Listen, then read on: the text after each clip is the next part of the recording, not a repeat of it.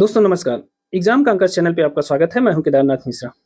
दोस्तों पीसीएस की परीक्षा के लिए बस चंद दिन बचे हुए हैं। ऐसे में आशा है कि आपकी तैयारी अंतिम चरण में होगी और इस समय करंट अफेयर्स के प्रश्नों का दोहराव चल रहा होगा। तो हम भी जो है करंट अफेयर्स के घटनासार की जो वार्षिकी थी उसमें जो राष्ट्रीय परिदृश्य वाला हिस्सा था उसके कुछ महत्वपूर्ण बिंदुओं को लेकर उपस्थित हूँ। और मैंने केवल उन प्रश्नों को सिलेक्ट किया है, उन बिंदुओं को सिलेक्ट किया है जिनकी परीक्षा में पूछे जाने की संभावना बहुत ज्यादा है।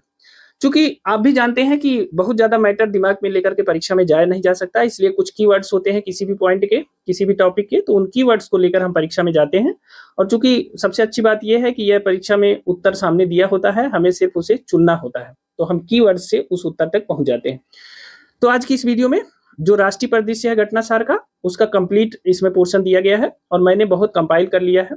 जितने महत्वपूर्ण बिंदु हैं सिर्फ उनको लेकर मैं आया हूँ, जिनके पूछे जाने की संभावना सबसे ज़्यादा है। तो इस वीडियो को अंतिम तक देखिएगा, अपने दोस्तों के साथ इसे शेयर भी कर दीजिएगा। ज़्यादा समय नहीं लेंगे, बस तेजी से पढ़ते चलेंगे। आप भी इसे बहुत मतलब वैसे बैठ के न चलते फिरते चाय पीते जैसे भी मन कहेगा इसको एक बार देख जरूर लीजिएगा, क्योंकि यह आपके लिए बहुत उपयोगी है। कई प्रश्नों में जो कन्फ्यूजन आपकी है उसको दूर कर देगा ये वीडियो, और आप उस प्रश्न को आराम से समझ पाएंगे और सरलता से कर पाएंगे। ठीक है, तो चलिए ज़्यादा समय न लेते हुए सीधे वीडियो पे आते हैं और वीडियो की शुरुआत करते हैं। देखिए पहला पॉइंट है, सुखोई 30 MKI इंजन का निर्माण अब Hindustan aeronautics limited HAL company द्वारा किया जाएगा। देखिए ये महत्वपूर्ण खबर है।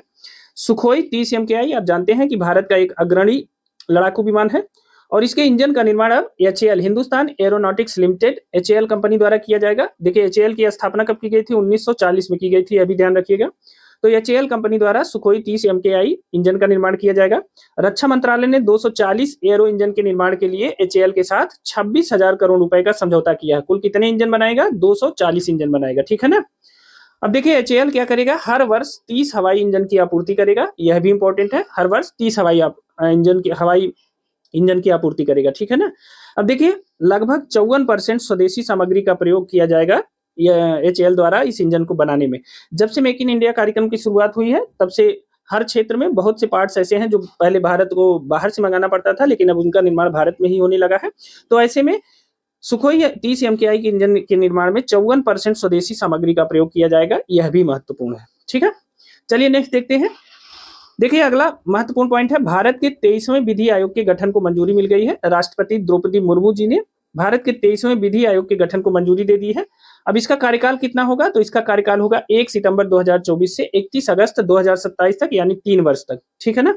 इसकी संरचना क्या है? तो एक पूर्णकालिक अध्यक्ष व 4 सदस्य इसमें नियुक्त होंगे। इसके अतिरिक्त पदेन व अंशकालिक सदस्यों की भी नियुक्ति इसमें की जाएगी। तो यह इंपॉर्टेंट है, इससे ज्यादा कुछ नहीं पूछा जाएगा परीक्षा में।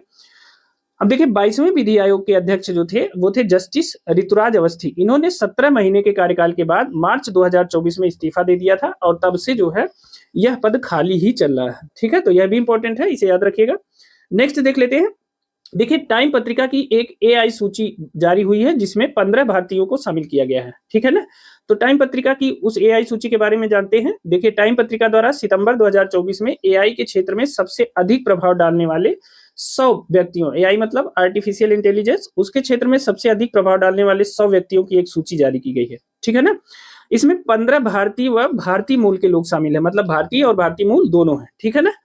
अब देख लेते हैं टाइम की जो AI सूची है उसमें शामिल जो प्रमुख व्यक्ति हैं वो है, देखिए मार्क जुकरबर्ग, आप जानते हैं फेसबुक या मेटा के नाम से आप जानते हैं, मेटा के संस्थापक हैं। सत्य नडेला इस समय माइक्रोसॉफ्ट के CEO हैं। सुंदर पिचाई गूगल के CEO हैं। तो आप इन्हें जानते हैं, यह इस सूची में शामिल है। साथ ही और प्रमुख भारतीय और भारतीय मूल के लोगों के बारे में जान लेते हैं। देखिए अश्विनी वैष्णव आप जानते हैं, केंद्रीय मंत्री हैं। अनिल कपूर को आप जानते हैं और नंदन नीलेकणी यह जो है इन्फोसिस के सह संस्थापक है, इनके बारे में भी आप जानते हैं। ठीक है ना। इसमें कुछ भारतीय और भारतीय मूल की महिलाएं भी शामिल हैं, जिसमें अंबा काक है। अंबा काक है अमेजन AI नाउ इंस्टीट्यूट की सह कार्यकारी निदेशक है। आरती प्रभाकर है, ये US office of science and technology की पॉलिसी निदेशक है। साथ ही दिव्या सिद्धार्थ है, यह कलेक्टिव इंटेलिजेंस प्रोजेक्ट की सह संस्थापिका है। ठीक है ना। तो इनके बारे में भी जानिएगा। अगला देखते हैं, भारत में प्रदूषण में 19.3% की गिरावट आई है। ठीक है, भारत में प्रदूषण में 19.3% की गिरावट आई है।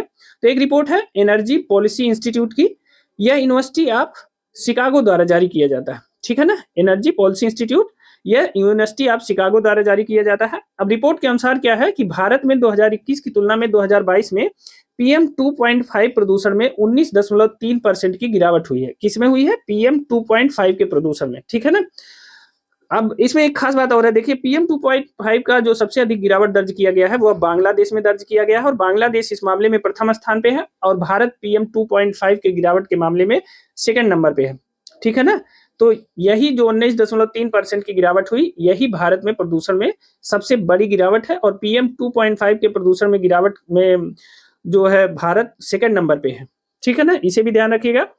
एक इंपॉर्टेंट फैक्ट यह भी है कि राष्ट्रीय स्वच्छ वायु कार्यक्रम की शुरुआत हुई थी वर्ष 2019 में, ठीक है ना। राष्ट्रीय स्वच्छ वायु कार्यक्रम की शुरुआत कब हुई थी? वर्ष 2019 में हुई थी, और इसका उद्देश्य क्या था? वर्ष 2026 तक 2017 के स्तर से प्रदूषण को 40% तक कम करना। क्या था?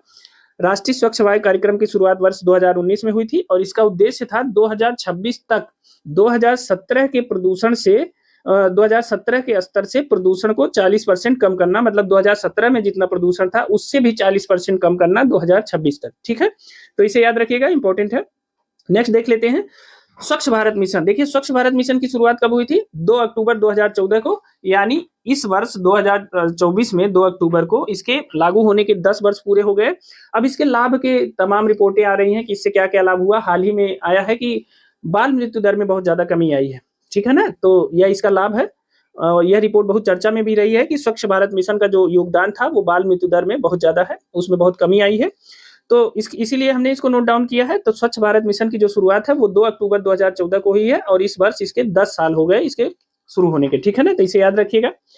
नेक्स्ट देखते हैं, सरकार द्वारा एकीकृत पेंशन योजना यूपीएस की घोषणा कर दी गई है। आपको पता है कि पुरानी पेंशन बंद होने के बाद एनपीएस नई पेंशन स्कीम चालू हो गई थी, और उसको लेकर कर्मचारियों में बड़ा असंतोष था। तो अब नई पेंशन स्कीम बनी है, और उसे मंजूरी मिल गई है 25 अगस्त 2024 को।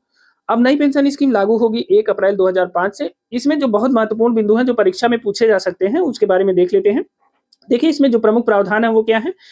इसमें प्रमुख प्रावधान है कि कर्मचारियों की सेवानिवृत्ति से पहले पिछले 12 महीनों में प्राप्त औसत मूल वेतन के 50% के बराबर पेंशन दी जाएगी। तो जिस वर्ष आप रिटायर हो रहे हैं उस वर्ष के पिछले 12 महीने का जो औसत मूल वेतन है उसका 50% जो है पेंशन के लिए निर्धारित कर दिया जाएगा। लेकिन इसके लिए एक कंडीशन है, उस कंडीशन का पालन होना चाहिए। कंडीशन क्या है कि कर्मचारी की जो न्यूनतम सेवा है वो 25 वर्ष होनी चाहिए, मतलब जिसने 25 वर्ष तक नौकरी किया है केवल उसके लिए यह व्यवस्था लागू होगी, ठीक है। नेक्स्ट देख लेते हैं। देखिए 10 साल से अधिक किंतु 25 साल से जो कम की सेवा जिन्होंने किया है उन्हें 10,000 रुपए पेंशन मिलेगी, ठीक है ना। 10 साल से अधिक और 25 साल से कम की सेवा करने वाले को न्यूनतम 10,000 रुपए पेंशन मिलेगी, यह निर्धारित कर दिया गया है। साथ ही एक और महत्वपूर्ण बिंदु है, सर्विस पीरियड में अगर किसी कर्मचारी की मृत्यु हो जाती है तो उसके रिटायर होने पे जो उसे पेंशन मिलती उसका 60% फैमिली को पेंशन दिया जाएगा, और प्लस डियरनेस रिलीफ का मतलब होता है जो महंगाई भत्ते का पे जो रिलीफ दिया जाता है, महंगाई पे जो रिलीफ कर्मचारियों को दिया जाता है वह भी इसके साथ दिया जाएगा, ठीक है ना। तो यह इंपॉर्टेंट है। अगला देख लेते हैं। अगला पॉइंट है औद्योगिक श्रमिकों को अखिल भारतीय उपभोक्ता मूल्य सूचकांक के आधार पर महंगाई राहत मिलेगी। यह प्रश्न देखिए पीसीएस में पूछा भी था कि जो औद्योगिक श्रमिकों का वो है मतलब वेतन है वो कैसे निर्धारित होता है या महंगाई कैसे निर्धारित की जाती है। तो औद्योगिक श्रमिकों को अखिल भारतीय उपभोक्ता मूल्य सूचकांक के आधार पर महंगाई राहत मिलेगी, यह इंपॉर्टेंट है, ठीक है ना। नेक्स्ट देखते हैं, वर्तमान में चल रही एनपीएस में कर्मचारी को मूल वेतन का 10% देना होता। जो एनपीएस इस समय चल रही है इसमें कर्मचारी को मूल वेतन का 10% देना होता था, तथा 14% इसमें सरकार अपना सहयोग देती है, ठीक है। लेकिन जो यूपीएस है उसमें कर्मचारी तो 10% देगा ही, लेकिन सरकार अब उसमें 18.5% अपना सहयोग देगी, ठीक है ना। तो एनपीएस में क्या था, 10% कर्मचारी देता था और सरकार 14% सहयोग करती थी। लेकिन यूपीएस में क्या है, कर्मचारी तो 10% अपना देगा ही, लेकिन सरकार जो है उसमें 18.5% का योगदान देगी। तो यह इंपॉर्टेंट है, इसे याद रखिएगा। देखिए एक और इंपॉर्टेंट बात करते हैं कि पुरानी पेंशन को वर्ष 2003 में बंद कर दिया गया था, यह महत्वपूर्ण है। और जो है एनपीएस को लागू कर दिया गया था, ठीक है ना। एनपीएस में कर्मचारियों की जो बेसिक सैलरी होती है प्लस डीए का 10% हिस्सा कटता है। बेसिक सैलरी और प्लस डीए का 10% हिस्सा कटता है। चूंकि जो एनपीएस थी, न्यू पेंशन स्कीम थी, वह शेयर बाजार पर आधारित थी, इसलिए इसे सुरक्षित नहीं माना जाता था कि अगर शेयर बाजार बैठ गया तो पता चला कर्मचारियों का पैसा डूबने का डर रहता था, ठीक है ना। तो इसे याद रखिएगा, यह एनपीएस शेयर बाजार पर आधारित थी, यह महत्वपूर्ण है, ठीक है ना। अगला देख लेते हैं। देखिए, वियतनाम के प्रधानमंत्री की भारत यात्रा। तो वियतनाम के प्रधानमंत्री कौन है, पहले इसको जानते हैं कि फाम मिन चिन। फाम मिन चिन ये वियतनाम के प्रधानमंत्री हैं और इनकी यात्रा तिथि है 30 जुलाई से 1 अगस्त। इस बीच ये भारत की यात्रा पर रहे। दक्षिण पूर्व एशिया में समुद्री सुरक्षा सुनिश्चित करने के लिए भारत ने वियतनाम को 30 करोड़ डॉलर का ऋण दिया। ठीक है, ऋण देने के लिए समझौता किया है। दक्षिण पूर्व एशिया में समुद्री सुरक्षा सुनिश्चित करने के लिए भारत ने वियतनाम को 30 करोड़ डॉलर का ऋण देना स्वीकार किया है। इस बिंदु में बस इतना ही इंपॉर्टेंट है, बाकी और यहां से कुछ प्रश्न आने की संभावना नहीं है। ठीक है ना। देखिए, वियतनाम से संबंधित एक और इंपॉर्टेंट फैक्ट है, आर्मी सॉफ्टवेयर पार्क। अगर आपसे पूछा जाए कि आर्मी सॉफ्टवेयर पार्क का उद्घाटन कहाँ किया गया, तो यह कहाँ स्थित है, तो देखिए ये नहा त्रांग वियतनाम में स्थित है, टेली कम्युनिकेशंस यूनिवर्सिटी में स्थित है। ठीक है ना।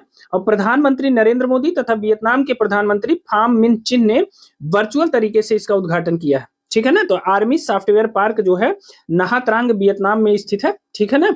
और प्रधानमंत्री नरेंद्र मोदी तथा वियतनाम के प्रधानमंत्री फाम मिन चिन ने वर्चुअल तरीके से इसका उद्घाटन किया है।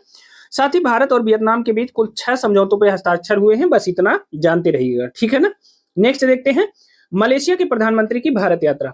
तो पहले जान लेते हैं कि मलेशिया के प्रधानमंत्री कौन है, तो वह है दातो सेरी अनवर इब्राहिम। मलेशिया के जो प्रधानमंत्री हैं दातो सेरी अनवर इब्राहिम है।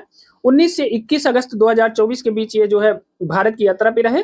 कुल 6 समझौते हुए भारत और मलेशिया के बीच, और वर्ष 2026 को पर्यटन की दृष्टिकोण से विजिट मलेशिया वर्ष घोषित किया गया है। क्या है, वर्ष 2026 को विजिट मलेशिया वर्ष के रूप में घोषित किया गया है। इससे ज्यादा इस पॉइंट में और कुछ भी महत्वपूर्ण नहीं है। ठीक है ना। तो वर्ष 2026 को विजिट मलेशिया वर्ष घोषित किया गया है। दातो सेरी अनवर इब्राहिम मलेशिया के प्रधानमंत्री हैं जो भारत की यात्रा पे रहे। ठीक है ना।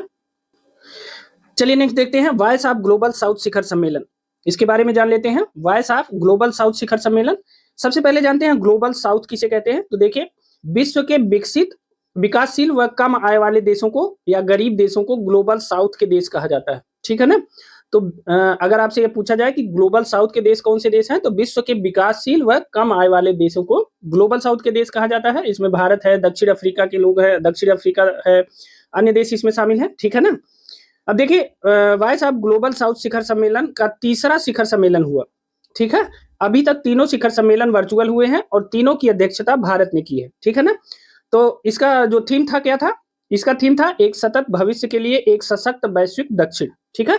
थीम था ग्लोबल साउथ शिखर सम्मेलन का एक सतत भविष्य के लिए एक सशक्त वैश्विक दक्षिण, इंपॉर्टेंट है। अब देखिए, वैश्विक विकास समझौता, इसके तहत ग्लोबल साउथ शिखर सम्मेलन में एक हुआ वैश्विक विकास समझौता, ग्लोबल डेवलपमेंट कॉम्पैक्ट। इसमें क्या हुआ कि वैश्विक विकास समझौता के तहत यह निर्धारित किया गया कि जैसे चाइना है, चाइना गरीब देशों को ऋण देता है, धीरे धीरे उसके जो संसाधन है महत्वपूर्ण उस पर वह कब्जा कर लेता है। तो ऐसे गरीब देशों को चाइना के चंगुल से छुड़ाने के लिए एक वो बनाने का मतलब ऐसा किया गया कि हम लोग एक जो है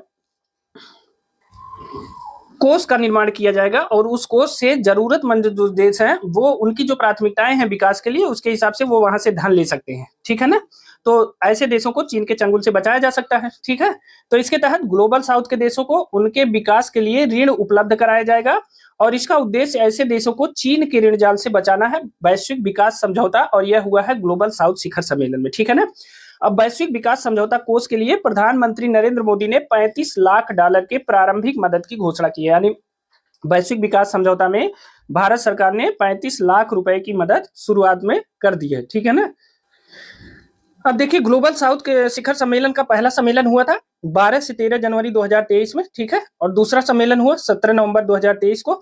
तीसरा सम्मेलन हुआ 17 अगस्त 2024 को। तीनों सम्मेलनों को जो है वर्चुअली सम्मेलन आयोजित हुआ और तीनों की अध्यक्षता किए प्रधानमंत्री नरेंद्र मोदी, यानी भारत ने किया है। ठीक है ना। नेक्स्ट देख लेते हैं।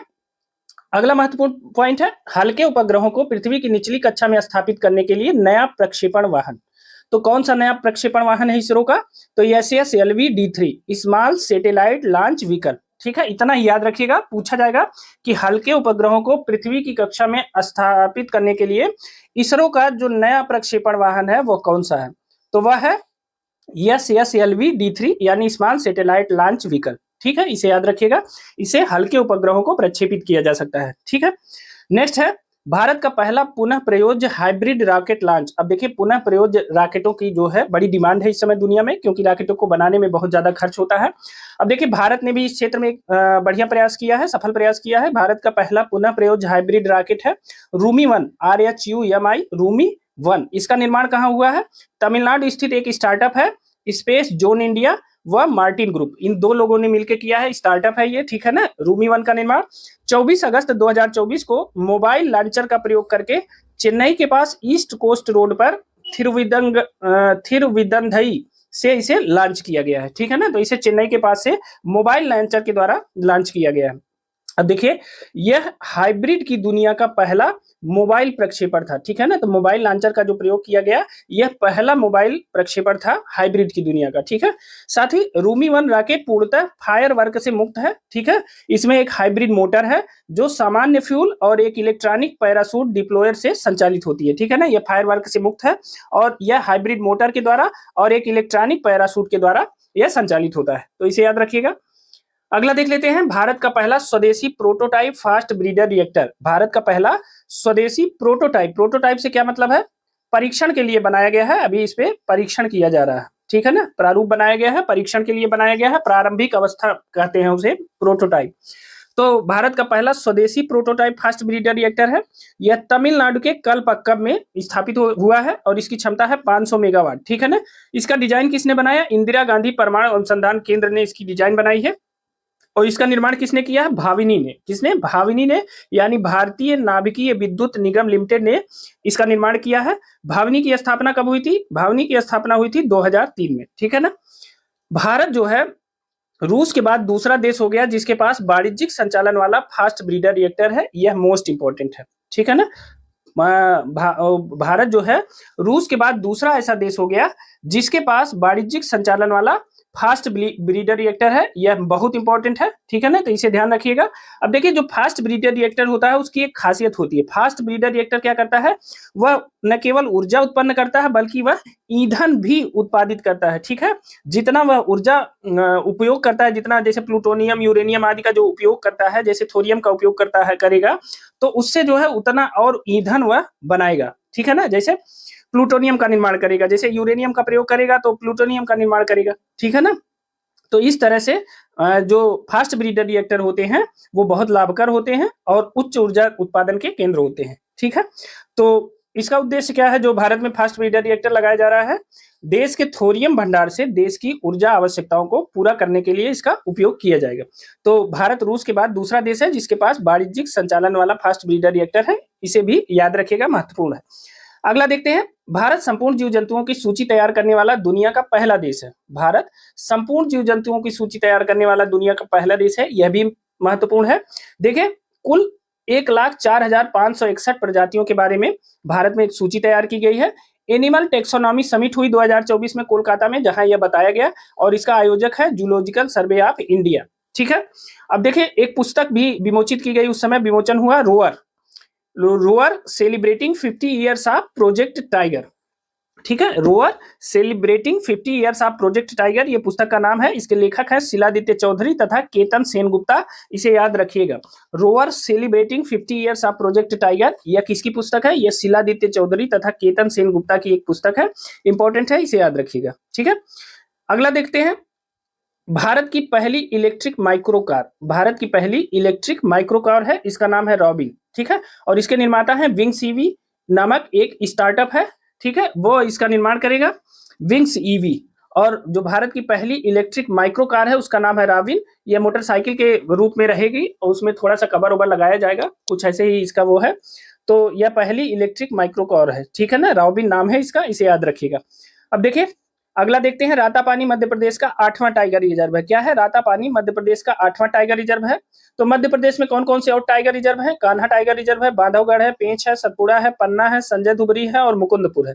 इस प्रकार जो रातापानी नया टाइगर रिजर्व बना है, यह मध्य प्रदेश का 8वां टाइगर रिजर्व है, इसे याद रखिएगा। नेक्स्ट देखते हैं, अगला है, कश्मीर को विश्व शिल्प शहर का प्रमाण पत्र दिया गया है, वर्ल्ड क्राफ्ट सिटी, ठीक है। कश्मीर को विश्व शिल्प शहर का प्रमाण पत्र दिया गया है और किसके द्वारा दिया गया है? विश्व शिल्प परिषद अंतरराष्ट्रीय द्वारा, ठीक है। तो विश्व शिल्प शहर सूची में शामिल होने वाला कश्मीर चौथा भारतीय शहर है। चौथा है तो इसके पहले 3 कौन है? तो इसके पहले है राजस्थान के जयपुर और तमिलनाडु के मामल्लपुरम को 2015 में शामिल किया गया था और मैसूर को 2018 में इस सूची में शामिल किया गया था। अगला देखते हैं, देखिए मामल्लपुरम को पत्थर पर नक्काशी के लिए विश्व शिल्प शहर की मान्यता मिली थी। ठीक है, तो यह भी इंपॉर्टेंट है। राजस्थान का जयपुर, तमिलनाडु का मामल्लपुरम और मैसूर 3 ऐसे स्थल थे जिन्हें पहले शामिल किया गया था विश्व शिल्प शहर सूची में, और अब कश्मीर चौथा शहर है। ठीक है, तो वर्ष 2021 में कश्मीर को यूनेस्को के रचनात्मक शहर के रूप में मान्यता दी गई थी। यह भी इंपॉर्टेंट है, यूनेस्को के रचनात्मक शहर के रूप में कश्मीर को कब मान्यता दी गई थी? तो वर्ष 2021 में। यह भी महत्वपूर्ण है। अब देखिए विश्व शिल्प परिषद के बारे में जान लेते हैं। विश्व शिल्प परिषद अंतरराष्ट्रीय जो है, इसकी स्थापना 1964 में न्यूयॉर्क में हुई थी, अमेरिका में, और इसके संस्थापक थे Elin Osborne, Vanderbilt Webb, Margaret Mervin और पैच और कमला देवी चट्टोपाध्याय। मतलब Elin Osborne, Vanderbilt Webb, Margaret Mervin Patch और कमला देवी चट्टोपाध्याय ने 1964 में विश्व शिल्प परिषद अंतरराष्ट्रीय की स्थापना की थी। नेक्स्ट देख लेते हैं, प्राचीन रत्नागिरी रॉक कला संरक्षित स्मारक घोषित कर दिया गया है। अब रत्नागिरी कहाँ है? यह महाराष्ट्र के देवद में स्थित है और मध्य पाषाण युगीन चट्टानों पर बनी कलाएं यहाँ निर्मित है। ठीक है, यहाँ उपस्थित है। कटल शिल्प के नाम से भी इसे जाना जाता है। किसे? कटल शिल्प के नाम से भी रत्नागिरी रॉक कला को जाना जाता है। तो यह इंपॉर्टेंट है।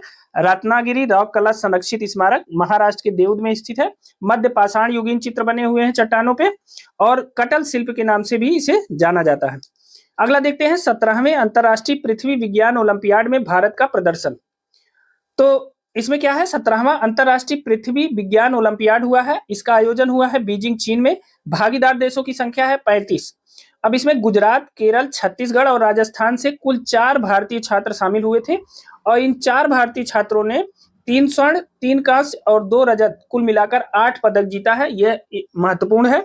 17वां अंतरराष्ट्रीय पृथ्वी विज्ञान ओलंपियाड बीजिंग में आयोजित हुआ, चीन में। 35 देशों ने हिस्सा लिया। भारत के 4 भारतीय छात्र शामिल थे और इनमें इन्होंने 3 स्वर्ण, 3 कांस्य और 2 रजत, कुल मिलाकर 8 पदक जीता। बहुत महत्वपूर्ण है, ये इंपॉर्टेंट है, इसे याद रखिएगा। नेक्स्ट देखते हैं, टाइम की वर्ल्ड्स ग्रेटेस्ट प्लेसेस ऑफ 2024 में 3 भारतीय गंतव्य शामिल है। टाइम की वर्ल्ड्स ग्रेटेस्ट प्लेसेस ऑफ 2024 में 3 भारतीय गंतव्य शामिल है।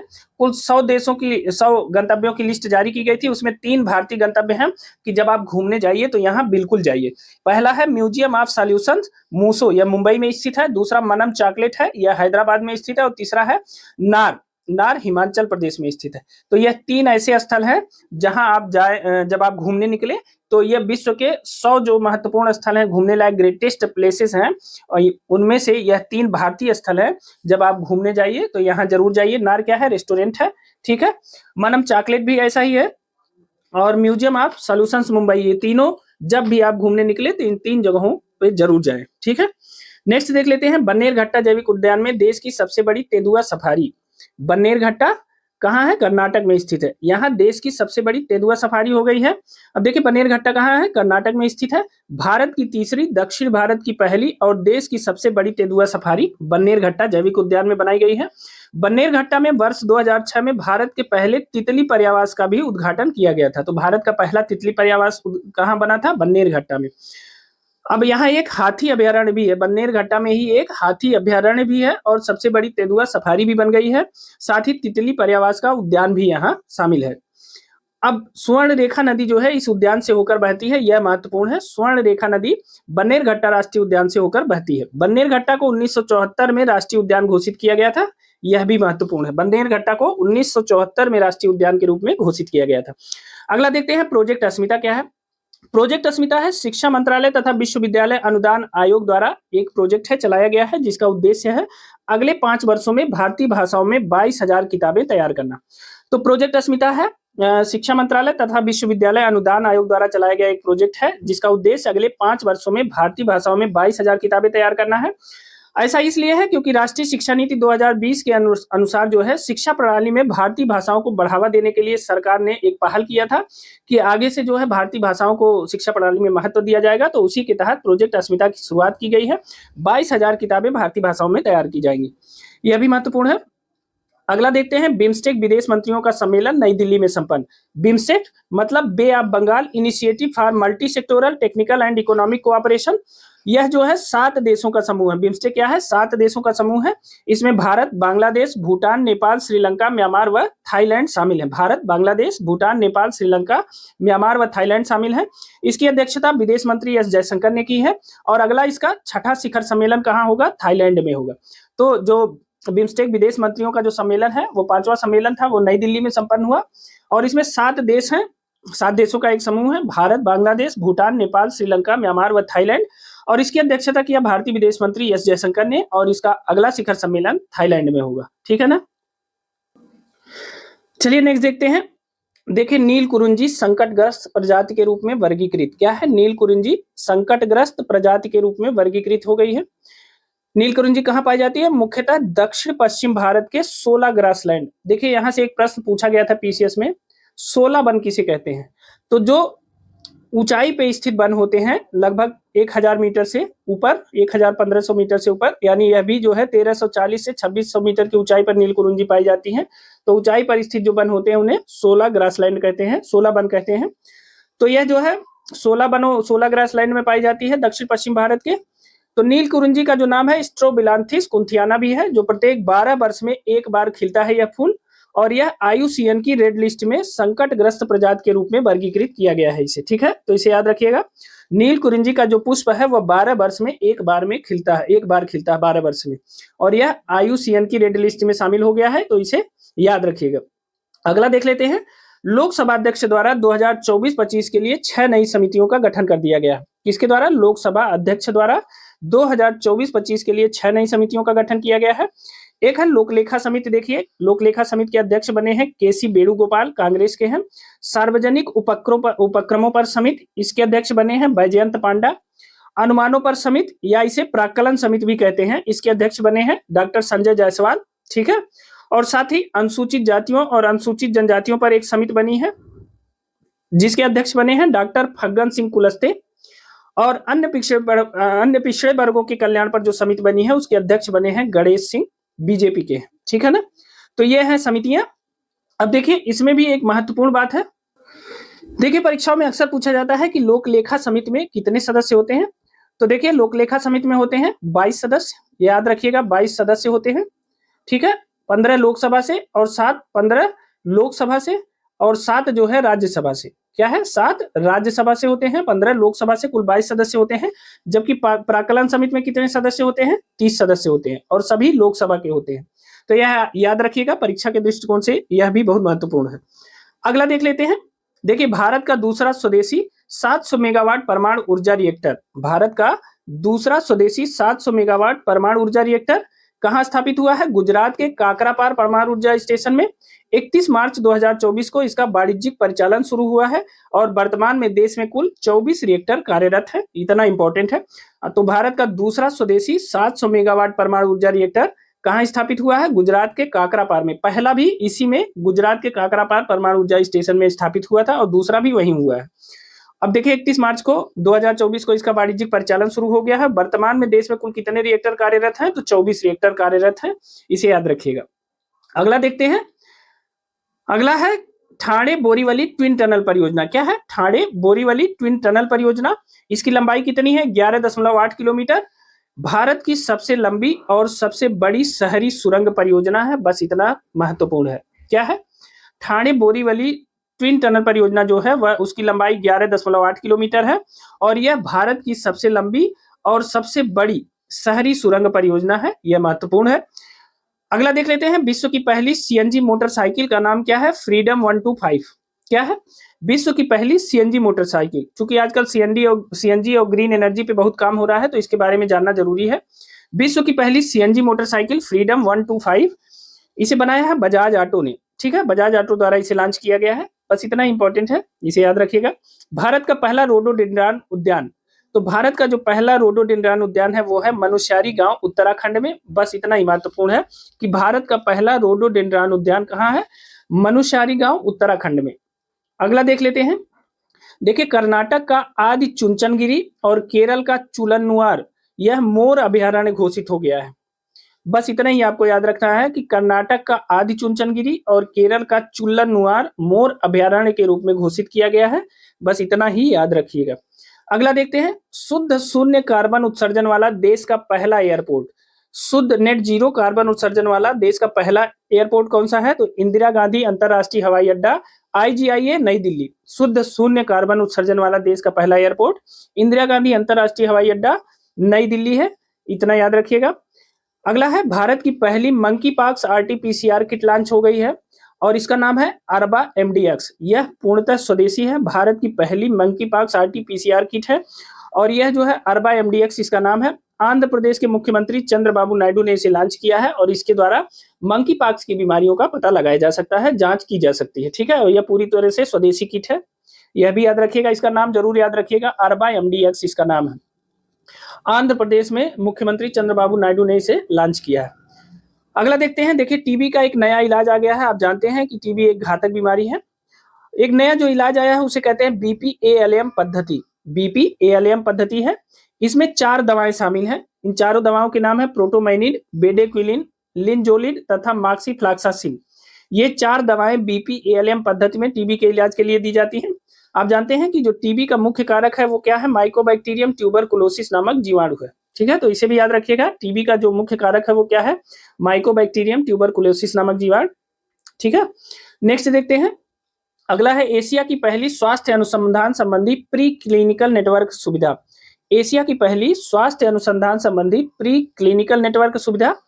देखिए, गठबंधन बना था 2017 में जिसका नाम था महामारी तैयारी नवाचार गठबंधन, CEPI कहते हैं उसे, और इसकी स्थापना हुई थी वर्ष 2017 में दावोस, स्विट्जरलैंड में। ठीक है, अब इसमें निर्णय ये हुआ था कि कोई भी महामारी आने से पहले जो है उसके टीके का विकास किया जाए, उसके बारे में जानकारी की जाए, उसके जीन का सीक्वेंस बना लिया जाए, टीका बनाया जाए। तो महामारी से तैयारी के लिए इसका गठन किया गया था, महामारी तैयारी नवाचार गठबंधन, की महामारी आने से पहले हम कितने तैयार हैं उसके लिए। ठीक है, तो यही जो है 2017 में दावोस, स्विट्जरलैंड में स्थापित हुआ था। अब इसकी ये तब से क्लिनिकल नेटवर्क सुविधा स्थापित कर रही है हर देश में। नवी क्लिनिकल सुविधा स्थापित की गई है जो भारत में स्थापित की गई है और यह एशिया की पहली प्री क्लिनिकल नेटवर्क सुविधा है और यह फरीदाबाद, हरियाणा में स्थापित की गई है। वहां स्थित जैव प्रौद्योगिकी और नवाचार परिषद में इसे स्थापित किया गया है और यह दुनिया की नवी लेकिन एशिया की पहली प्रयोगशाला है प्री क्लिनिकल नेटवर्क सुविधा। ठीक है, अब इसकी अन्य प्रयोगशालाएं हैं यूरोप में, ऑस्ट्रेलिया व USA में है, लेकिन एशिया की यह पहली है जो भारत में फरीदाबाद में स्थापित की गई है। ठीक है, इसका मुख्य कार्य है कि भविष्य की महामारियों के खिलाफ टीके विकसित करना। ठीक है, इसे याद रखिएगा। नेक्स्ट देखते हैं, देश का पहला भूमिगत संग्रहालय। देश का पहला भूमिगत संग्रहालय कहां बनाया गया? तो हुमायूं का मकबरा, नई दिल्ली में देश का पहला भूमिगत संग्रहालय स्थापित किया गया है। देखिए, हुमायूं का जो मकबरा है उसे यूनेस्को के विश्व धरोहर स्थल में भी शामिल किया गया है, यह भी जानते रहिए। तो देश का पहला भूमिगत संग्रहालय हुमायूं के मकबरा, नई दिल्ली में बनाया गया है और हुमायूं का जो मकबरा है वह यूनेस्को के विश्व धरोहर स्थल में भी शामिल है, इसे भी याद रखिएगा। अगला देखते हैं, देखिए, गुरु घासीदास तमोर पिंगला छत्तीसगढ़ का चौथा बाघ अभ्यारण्य, मतलब छत्तीसगढ़ में चौथे बाघ अभ्यारण्य की स्थापना कर दी गई है। गुरु घासीदास तमोर पिंगला नाम है उसका और यह छत्तीसगढ़ में देखिए चौथा है। अगर ये तो अन्य 3 टाइगर रिजर्व कौन से हैं? तो देखिए, इंद्रावती बाघ अभ्यारण्य है एक, उदंती सीता नदी बाघ अभ्यारण्य है दूसरा और अचानक मार बाघ अभ्यारण्य तीसरा, जबकि चौथा बाघ अभ्यारण्य है गुरु घासीदास तमोर पिंगला, छत्तीसगढ़ का चौथा बाघ अभ्यारण्य है, तो इसे याद रखिएगा। अगला देखते हैं, 34वें ग्रीष्मकालीन ओलंपिक पर 4 स्मारक टिकट जारी हुए हैं। तो देखिए, 34वां ग्रीष्मकालीन जो ओलंपिक है वह कहाँ होने वाला है? पेरिस, फ्रांस में होने वाला है। देखिए, 34वां नहीं है बल्कि ये है 33वां ग्रीष्मकालीन ओलंपिक खेल है और इस पे 4 स्मारक डाक टिकट जारी किए गए हैं। यह पेरिस, फ्रांस में आयोजित हुआ है 26 जुलाई से 11 अगस्त के बीच का। 26 जुलाई 2024 से 11 अगस्त 2024 के बीच इसका आयोजन हुआ है पेरिस, फ्रांस में। ठीक है ना। अब देखिए, इसमें 4 स्मारक डाक टिकट जारी किए गए थे। केंद्रीय संचार मंत्री ज्योतिरादित्य सिंधिया और युवा मामले एवं खेल मंत्री डॉक्टर मनसुख मांडविया द्वारा संयुक्त रूप से डाक टिकट जारी किया गया था। इसमें भाला फेंक, फील्ड हॉकी, नौकायन और टेबल टेनिस पर आधारित डाक टिकट जारी किए गए थे। ठीक है, तो ये 4 डाक टिकट जो स्मारक डाक टिकट थे ये 4 ओलंपिक के खेलों से संबंधित थे, भाला फेंक, फील्ड हॉकी, नौकायन और टेबल टेनिस। तो इसे याद रखिएगा। 33वां ओलंपिक खेल जो था वह 2024 में पेरिस, फ्रांस में आयोजित किया गया था। ठीक है ना, तो यह इंपॉर्टेंट है, इसे याद रखिएगा। अगला देख लेते हैं, भारत के 3 आर्द्र क्षेत्र को रामसर स्थल का दर्जा दिया गया है। भारत के 3 आर्द्र क्षेत्र को रामसर स्थल का दर्जा दिया गया है। उसमें पहला है नंजरायण पक्षी अभयारण्य और दूसरा है काजू वैली पक्षी अभयारण्य, ये दोनों तमिलनाडु में है। जबकि तीसरा है तवा जलाशय, यह मध्य प्रदेश में स्थित है। तो नंजरायण पक्षी अभयारण्य, काजू वैली पक्षी अभयारण्य ये तमिलनाडु में है और तवा जलाशय मध्य प्रदेश में है। इस प्रकार भारत के 3 आर्द्र क्षेत्र को रामसर स्थल का दर्जा दिया गया है। काजू वैली क्या है? दक्षिण भारत की सबसे बड़ी खारे पानी की झीलों में से एक है। काजू वैली खारे पानी की एक झील है, दक्षिण भारत में स्थित बड़ी। ठीक है, अब देखिए जून 2024 में नागी जलाशय और नाकटी जलाशय ये दोनों बिहार में स्थित है, इसे रामसर सूची में शामिल किया गया था। नागी जलाशय और नाकटी जलाशय बिहार में स्थित है और इसे रामसर सूची में जून 2024 में शामिल किया गया था। अब इस प्रकार इन 3 को और शामिल कर लिया गया, तो वर्तमान में जो भारत में कुल रामसर स्थल है उनकी संख्या हो गई है 85। तो अगर आपसे एक लाइन में ये पूछा जाए कि वर्तमान में भारत में रामसर स्थलों की कुल संख्या कितनी है, तो 85 है। देखिए तमिलनाडु में रामसर स्थलों की संख्या देश में सबसे अधिक है, कितनी है? 18 है। ठीक है, जबकि उत्तर प्रदेश में 10 रामसर स्थल हैं, तो उत्तर प्रदेश का इस मामले में स्थान दूसरा है। ठीक है, तो रामसर स्थलों के मामले में तमिलनाडु पहले नंबर पे है और उत्तर प्रदेश दूसरे नंबर पे है। उत्तर प्रदेश में 10 रामसर स्थल हैं, जबकि तमिलनाडु में 18 रामसर स्थल हैं।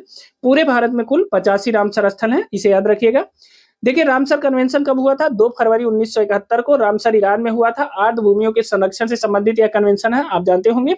यह लागू हुआ 21 दिसंबर 1975 को प्रभावी हो गया। ठीक है, तो यह भी याद रखिएगा। अगला देख लेते हैं, कोझिकोड भारत का पहला यूनेस्को साहित्य शहर घोषित किया है। कोझिकोड भारत का पहला यूनेस्को साहित्य शहर के रूप में घोषित हुआ है। कोझिकोड को मूर्तियों का शहर भी कहते हैं। क्या है? इसे मूर्तियों का शहर भी कहते हैं। केरल के मालाबार तट पर कोझिकोड स्थित है और कोझिकोड को यूनेस्को क्रिएटिव सिटी नेटवर्क की साहित्य श्रेणी में स्थान मिला था अक्टूबर 2023 में।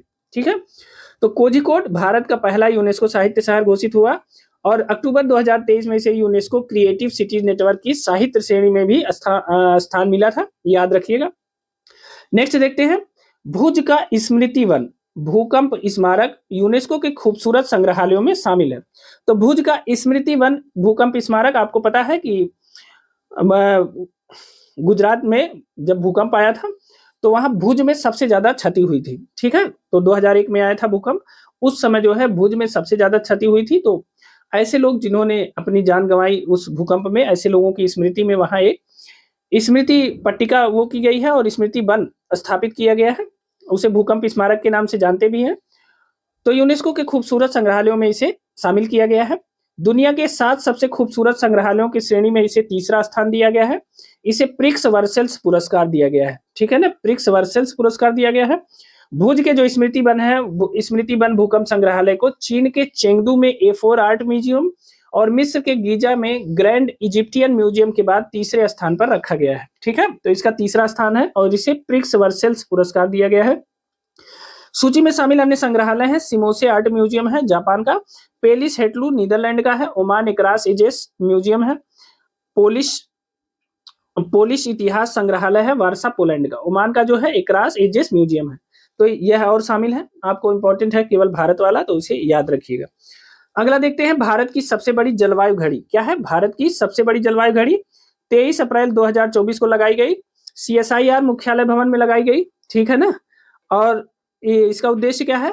शून्य उत्सर्जन तक पहुंचने की समय सीमा को बताती है ये। ठीक है, ये बताती है कि कैसे हम शून्य उत्सर्जन तक कब तक पहुंचेंगे, उसके एक एक पल को यह इंगित करती है। तो भारत की सबसे बड़ी जलवायु घड़ी है।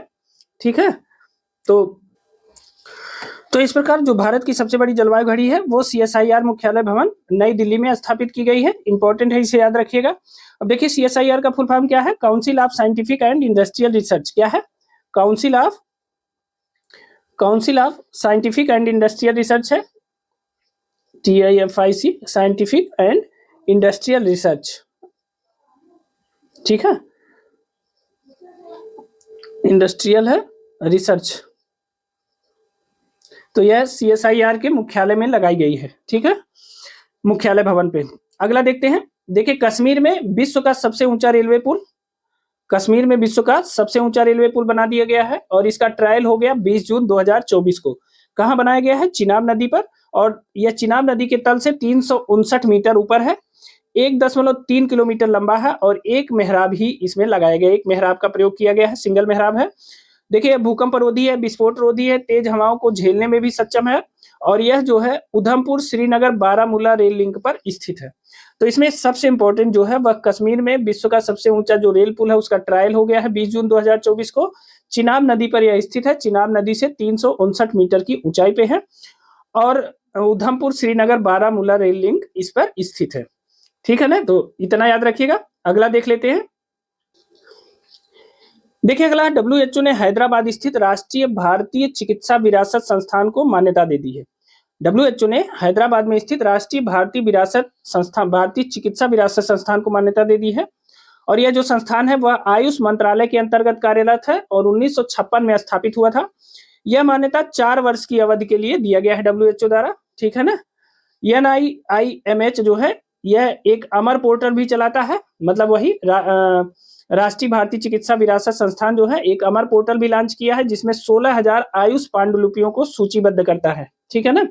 अब NIIMH क्या है? National institute of Indian medical heritage. तो इसे याद रखिएगा, एक अमर पोर्टल यह लॉन्च किया है और अमर पोर्टल में क्या है 16,000 आयुष पांडुलिपियों की 16,000 आयुष पांडुलिपियों को इस पे अमर पोर्टल पे दर्शाया गया है। ठीक है। National institute of Indian medical heritage है, NIIMH का फुल फॉर्म है। तो WHO ने हैदराबाद में जो राष्ट्रीय भारतीय चिकित्सा विरासत संस्थान है उसको मान्यता दे दी है 4 वर्ष के लिए। यह इंपॉर्टेंट है और यह आपकी परीक्षा में पूछा जा सकता है कि कितने वर्ष के लिए यह मान्यता है। ठीक है ना। नेक्स्ट देखते हैं। डीडी किसान ने भारत के सरकारी प्रसारण इतिहास में पहले AI एंकर क्रिस और भूमि को लॉन्च किया है। देखिए सरकारी प्रसारण जितने होते हैं उनमें अभी तक AI के किसी एंकर का प्रयोग नहीं किया गया है, लेकिन जो डीडी किसान चैनल है उसने एक AI एंकर क्रिस और भूमि को लॉन्च किया है। ठीक है ना। तो ये जो है जो AI एंकर है ये लगातार किसानों से संबंधित समस्याओं का समाधान करते रहेंगे। लगातार जो प्रश्न किसान करेंगे उसका जवाब वो देंगे। 50 भाषाओं में यह किसानों से या लोगों से बातचीत करने में सक्षम है। कौन कौन है? क्रिस और भूमि। ठीक है। यह दोनों डीडी किसान चैनल के आर्टिफिशियल इंटेलिजेंस एंकर है और यह पहला है किसी सरकारी प्रसारण में AI को शामिल किया गया है। ठीक है। अगला देखते हैं। यूनेस्को की विश्व स्मृति रजिस्टर में शामिल भारत की धरोहरें। तो यूनेस्को की विश्व स्मृति रजिस्टर में कुछ भारत की धरोहरों को शामिल किया गया है memory of the world register में। एक है रामचरितमानस, तुलसीदास जी ने लिखी है, यह इंपॉर्टेंट है, इससे शामिल किया गया है। दूसरा है पंचतंत्र, विष्णु शर्मा जी ने लिखा है, यह भी इंपॉर्टेंट है। और तीसरा है सहृदय लोक लोचन, आनंद वर्धन इसके रचनाकार हैं। तो इन तीनों की जो है पांडुलिपियों को विश्व स्मृति रजिस्टर में शामिल किया गया। इन तीनों को, रामचरितमानस को, पंचतंत्र को और सहृदय लोक लोचन को। अब देखिए यूनेस्को द्वारा memory of the world register की जो शुरुआत हुई थी वो वर्ष 1992 में हुई थी और इसका मुख्य उद्देश्य दस्तावेजी विरासत की सुरक्षा करना था। तो यह याद रखिएगा, यूनेस्को द्वारा memory of the world register की शुरुआत वर्ष 1992 में हुई थी और इसका मुख्य उद्देश्य था दस्तावेजी रजिस्टर की सुरक्षा करना। नेक्स्ट देखते हैं। भारतीय वायुसेना द्वारा भीष्म पोर्टेबल अस्पताल का सफल परीक्षण कर दिया गया है। अब देखिए आगरा के मलपुरा डंपिंग जोन में पैराशूट की मदद से भीष्म पोर्टेबल अस्पताल को आकाश से धरती पर उतारा गया। ठीक है ना। तो आगरा के मलपुरा ड्रॉपिंग जोन में, ठीक है ना। तो पैराशूट की मदद से भीष्म पोर्टेबल अस्पताल को आकाश से धरती पर उतारा गया। भीष्म का मतलब है भारत हेल्थ इनिशिएटिव फॉर सहयोग हित एंड मैत्री। ठीक है। तो भीष्म जो है आपात स्थिति में एक साथ 200 लोगों को चिकित्सा सहायता उपलब्ध कराने में सक्षम है, यह भी महत्वपूर्ण है। और भारतीय वायुसेना द्वारा भीष्म पोर्टेबल अस्पताल का सफल परीक्षण किया गया। कहाँ? आगरा में मलपुरा ड्रॉपिंग जोन में इसे पैराशूट की मदद से नीचे उतारा गया और फिर उसको सेट किया गया। ठीक है। अगला देख लेते हैं। भारत विश्व का तीसरा सबसे बड़ा सौर ऊर्जा उत्पादक बना। भारत विश्व का तीसरा सबसे बड़ा सौर ऊर्जा उत्पादक बना। तो देखिए 2015 में भारत इस मामले में 9वें स्थान पे था, लेकिन अब जो है 2024 में भारत चीन और अमेरिका के बाद तीसरे स्थान पर सौर ऊर्जा का उत्पादक बन गया है देश। भारत ने किसको पीछे किया? जापान को प्रतिस्थापित किया है, यह भी महत्वपूर्ण है। और जापान अब सर्वाधिक सौर ऊर्जा उत्पादक देशों में चौथे स्थान पे हो गया, क्योंकि उसका स्थान जो तीसरा था उसे भारत ने ले लिया। तो भारत विश्व का तीसरा सबसे बड़ा सौर ऊर्जा उत्पादक देश बन गया। अगला देखते हैं। देश में तेंदुआ गणना रिपोर्ट हुई है 2022। अब यह 2022 की रिपोर्ट फरवरी 2024 में जारी हुई है। इस रिपोर्ट का नाम है status of the leopards in India. ठीक है। अब इसमें जो गणना हुई उसमें कुल तेंदुओं की संख्या आई 13,874 अब इसमें सर्वाधिक तेंदुए किस राज्य में पाए जाते हैं? तो मध्य प्रदेश में 3,907 है, दूसरे नंबर पे महाराष्ट्र है, 1985 तेंदुए हैं, और तीसरे स्थान पे कर्नाटक है, यहाँ 1879 तेंदुए हैं। ठीक है, तो इसे याद रखिएगा। अगला देखते हैं, 2018 से 2022 के बीच जो तेंदुओं की संख्या थी उसमें सबसे ज्यादा गिरावट दर्ज की गई कहाँ कहाँ? बिहार, उत्तराखंड व छत्तीसगढ़ में। ठीक है, और ये जो तेंदुओं की संख्या है यह भी 2018 से 22 तक के तेंदुओं के 18 के बाद ही गणना हुई है, उसके बीच की ही संख्या है ये। ठीक है ना, तो सबसे ज्यादा गिरावट कहाँ दर्ज हुई है? बिहार, उत्तराखंड और छत्तीसगढ़ में। अगला देखते हैं, सेला सुरंग को इंटरनेशनल बुक ऑफ ऑनर द्वारा भारत की सबसे ऊंची सुरंग के रूप में मान्यता दी गई है। सेला सुरंग को, सेला सुरंग की ऊंचाई कितनी है? 13,000 फीट से अधिक है, और इंटरनेशनल बुक ऑफ ऑनर कहाँ की है? ये इंग्लैंड की है। दुनिया की, इंग्लैंड की संस्था है। दुनिया की जो सबसे लंबी द्विलेन सुरंग है, ये दुनिया की सेला सुरंग जो है, ये दुनिया की सबसे लंबी द्विलेन सुरंग है। क्रमशः 1595 मीटर और 1003 मीटर ये दोनों लेनों की लंबाई है। ठीक है, इसे याद रखिएगा। और यह अरुणाचल प्रदेश को तवांग से हर मौसम में कनेक्टिविटी प्रदान करेगी, सेला सुरंग। तो इसे याद रखिएगा, सेला सुरंग को इंटरनेशनल बुक ऑफ ऑनर द्वारा भारत की सबसे ऊंची सुरंग के रूप में मान्यता दी गई है। ठीक है, अगला देखते हैं। देखिए, मराठाओं के 12 किले यूनेस्को की विश्व धरोहर सूची के लिए नामांकित हो गए हैं। कितने किले हैं? 12 किले। ठीक है, 12 किले यूनेस्को की विश्व धरोहर सूची के लिए नामांकित हो गए हैं। अब इसका नामांकन जो किया गया है वो किलों का एक नेटवर्क मराठा सैन्य परिदृश्य के अंतर्गत किया गया है।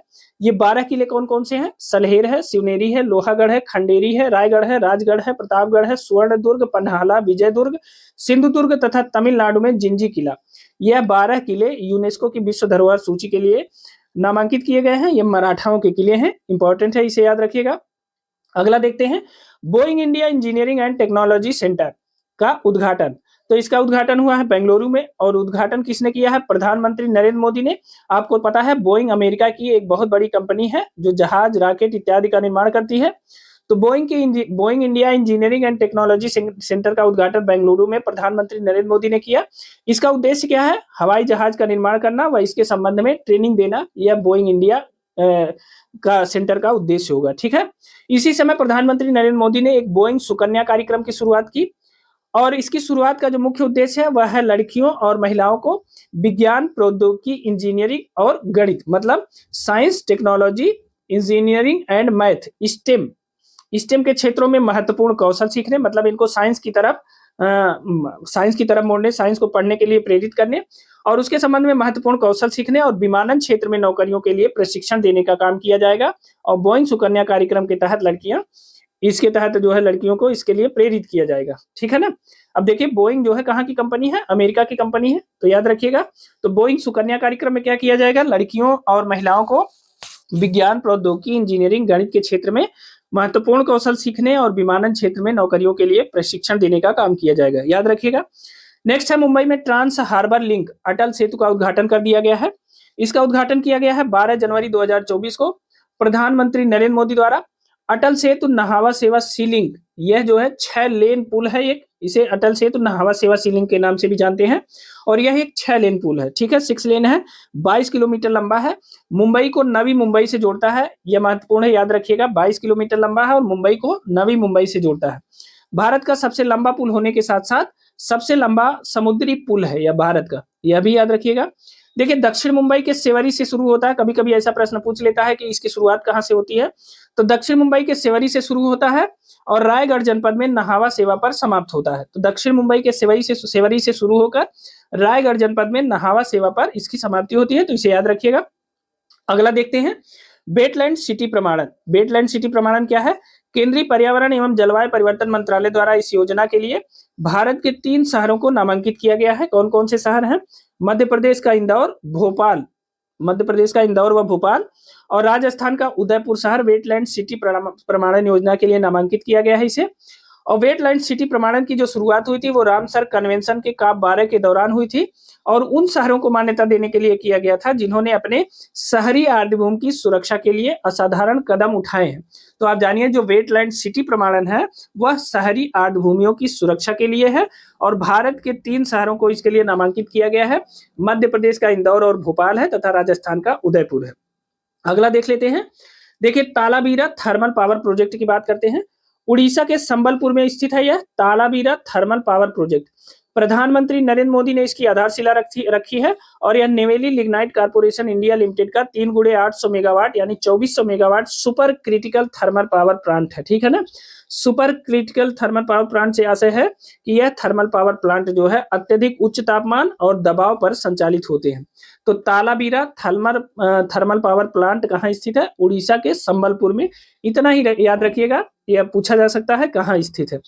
अगला देखते हैं। देखिए, अटपाड़ी संरक्षण रिजर्व कहाँ स्थित है? तो महाराष्ट्र के सांगली जिले में स्थित यह नया घोषित संरक्षण रिजर्व है। अटपाड़ी संरक्षण रिजर्व महाराष्ट्र के सांगली जिले में स्थित है। अगला देखते हैं। देखिए, स्टैच्यू ऑफ सोशल जस्टिस क्या है? स्टैच्यू ऑफ सोशल जस्टिस कहाँ स्थित है, इसके बारे में जान लेते हैं। स्टैच्यू ऑफ सोशल जस्टिस, तो यह है अंबेडकर की सबसे ऊंची प्रतिमा, 206 फीट ऊंची है। अंबेडकर की, भीमराव अंबेडकर की सबसे ऊंची प्रतिमा है और यह 206 फीट ऊंची है। स्टैच्यू ऑफ सोशल जस्टिस इसे नाम दिया गया है और यह स्वराज मैदान विजयवाड़ा में स्थापित है। ठीक है, तो स्टैच्यू ऑफ सोशल जस्टिस की स्थापना कहाँ की गई है? आंध्र प्रदेश में विजयवाड़ा में स्वराज मैदान में। ठीक है, और यह अंबेडकर की सबसे ऊंची प्रतिमा है। इसकी ऊंचाई है 206 फुट, इसे याद रखिएगा। अगला और आखिरी है भारत का पहला ग्राफीन केंद्र। तो देखिए, त्रिशूर के केरल में स्थापित करने की घोषणा की गई है। भारत के पहले ग्राफीन केंद्र की स्थापना कहाँ करने की घोषणा की गई है? त्रिशूर के केरल में। ठीक है, तो दोस्तों ये थे घटनासार में जो राष्ट्रीय परिदृश्य वाला हिस्सा था उसका संपूर्ण कलेक्शन था। ये बहुत महत्वपूर्ण जो बिंदु थे सिर्फ उसको हमने शामिल किया है, बाकी को छोड़ दिया है। तो अगर आपने यह वीडियो देखी है तो आप अपने अनुभव हमारे कमेंट बॉक्स में जरूर शेयर करिए, साथ ही अपने दोस्तों के साथ भी इसे शेयर कर दीजिए। तो अभी के लिए इतना ही, मिलते हैं अगली वीडियो में कुछ नए तथ्यों के साथ। और हाँ, अगर आपको इन तथ्यों की पीडीएफ चाहिए तो आप हमारा टेलीग्राम चैनल और व्हाट्सएप चैनल ज्वाइन कर लीजिए। उसका लिंक हमने डिस्क्रिप्शन बॉक्स में दे दिया है, वहां से आप जाके इसे डाउनलोड कर सकते हैं, वहां इसकी पीडीएफ उपलब्ध रहेगी। तो अभी के लिए इतना ही, मिलते हैं अगली वीडियो में कुछ नए तथ्यों के साथ। तब तक के लिए बहुत बहुत धन्यवाद।